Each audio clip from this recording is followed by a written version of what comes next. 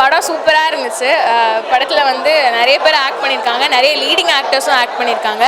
GV சாரும் வந்து GV sir எப்போவுமே பார்க்கும்போது நம்மளுக்கு ஒரு சாக்லேட் பாய் ஃபீல் வரும்ல, சரி க்யூட்டாக இருக்காரா இவர் அப்படின்னு இருக்கும்ல. அந்த மாதிரி இல்லாமல் க்யூட் மட்டும் இல்லை, நான் ரொம்ப ரெஸ்பான்சிபிளான ஒரு பையன், ஒரு அப்பாவுக்கு ஒரு ரெஸ்பான்சிபிளான ஒரு பையனா கூட என்னால் நடிக்க முடியும் அப்படின்றத ரொம்பவே அழகாக காட்டியிருந்தார். அண்ட் ஒரு ஃபாதர் எவ்வளோ இம்பார்ட்டண்ட் நம்மளோட எல்லாரோட லைஃப்லேயும் அப்படின்றத ஸ்டடீஸ்லேருந்து ஒரு பையன் வந்து அந்த அப்பா வந்து தள்ளி வச்சு பார்த்தாலும் அந்த அப்பா பாசம் கொடுக்கறத மறக்கவே இல்லை அப்படின்றது ரொம்ப அழகாக காட்டியிருக்காங்க. கண்டிப்பாக பேரண்ட்ஸ் எல்லாருமே கூட்டிகிட்டு வந்து இந்த படத்தை பாருங்கள். அண்ட் முடிஞ்சால் இந்த படத்தை பார்த்து முடிச்சதுக்கப்புறமா உங்களுக்கு ஏதோ ஒரு ஹிட் ஆச்சு, எனக்கு ஹிட் ஆச்சு. ஸோ ஹிட் ஆச்சு அப்படின்னா ஒரு சாரி, ஒரு தேங்க்ஸ், என்னை வந்து லைஃப் டைமுக்கு என்னை நீங்கள் கேரி பண்ணுறதுக்கு தேங்க்ஸ் அப்படின்னு சொல்லி கண்டிப்பாக எல்லாருமே இந்த படத்தை என்ஜாய் பண்ணுங்கள் அண்ட் செலிப்ரேட் பண்ணுங்கள். சாரி, நான் யாருக்கு என்ன சொல்ல விரும்புகிறேன்னா கண்டிப்பாக எங்கள் அம்மாவுக்கு தான். எங்கள் அம்மா சிங்கிள் பேரண்ட்டாக என்னை வளர்த்திருக்காங்க.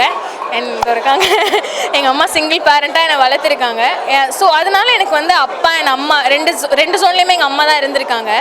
இங்கே அந்த கதையை வந்து அப்பாவாக காட்டியிருந்தாலும் ஐ குட் ரிலேட், எங்கள் அம்மாவை மட்டும்தான் என்னால் ரிலேட் பண்ண முடிஞ்சது.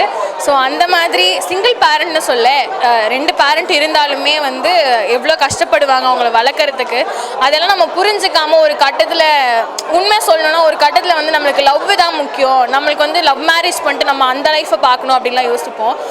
ஆனால் அது பிரேக் டவுன் ஆனால் கூட நம்ம அப்பா அம்மா மட்டும்தான் நம்ம கூட இருப்பாங்க அப்படின்றத இந்த பொண்ணு வேணான்னு அவங்க ஒரு இடத்துல கூட சொல்லவே இல்லை.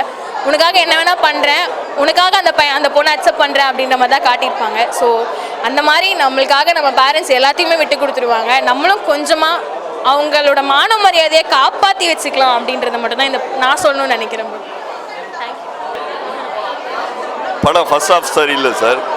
செகண்ட் ஹாஃபில் வந்து கடைசி 20 நிமிஷங்கள் வந்து நல்லா சிறப்பாக இருக்குது. அது வரைக்கும் கொஞ்சம் சகிச்சுன்னு உட்காந்துக்க வேண்டியதாக இருக்குது.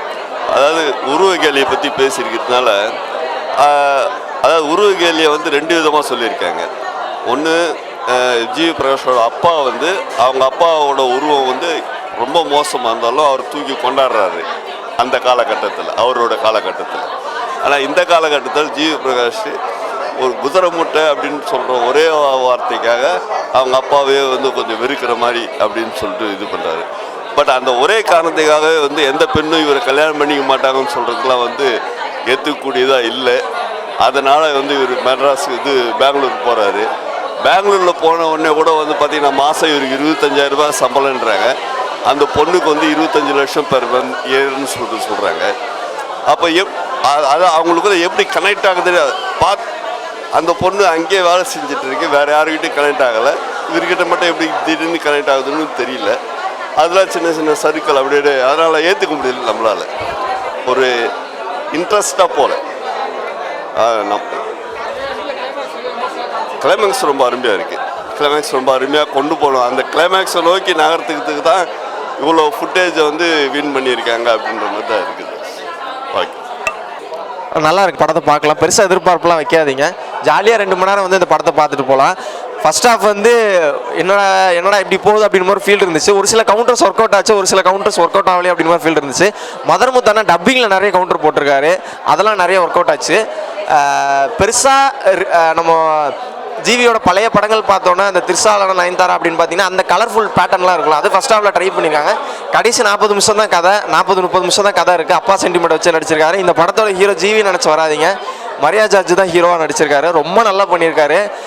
யூஸ்வலாக அவரை நிறைய காமெடி ரோலில் தான் ட்ரை பண்ணியிருக்காங்க. ரொம்ப சீரியஸான ரோல் ட்ரை பண்ணது கிடையாது. இதுக்கப்புறம் நிறைய படங்கள் அப்பாவாக நடிக்கிறதுக்கு ஒரு ஆப்டான ஆளாக இருக்கார். நீங்கள் நிறைய ஜிவி பிரகாஷ் ராஜையும் அந்த மாதிரிலாம் அப்பா கேரக்டர் நிறைய போட்டு பார்த்துருக்கோம். இந்த படத்தில் ஒரு பெட்டரான காமெடி வேணுன்னா காமெடி பண்ணுவார், எமோஷனல்னா எமோஷனல் பண்ணுவார். ஆக்டிங்கில் பிச்சு விட்டுருக்காரு மனுஷன், ரொம்ப நல்லா இருக்குது. ஜிவியும் ஆஸ் யூஸ்வலாக அவர் பெஸ்ட் என்ன கொடுக்க முடியுமோ அதை ரொம்ப நல்லா கொடுத்துருக்காரு. எனக்கு என்னென்னா ஒரு சில சிஜிஸ்லாம் ரொம்ப அன்யூஸ்வலாக இருந்துச்சு, இன்னும் நல்லா பண்ணியிருக்கலாமா அப்படின்னு ஒரு ஃபீல் இருந்துச்சு. மற்றபடி ஓகே, ஜாலியாக 2 மணி நேரம் படத்தை தேட்டரில் வந்து பார்க்கலாம். அப்பாஸ் சாரை பெருசாக எதிர்பார்த்தோம். இந்த படத்தில் அப்படி பார்க்க முடியாது.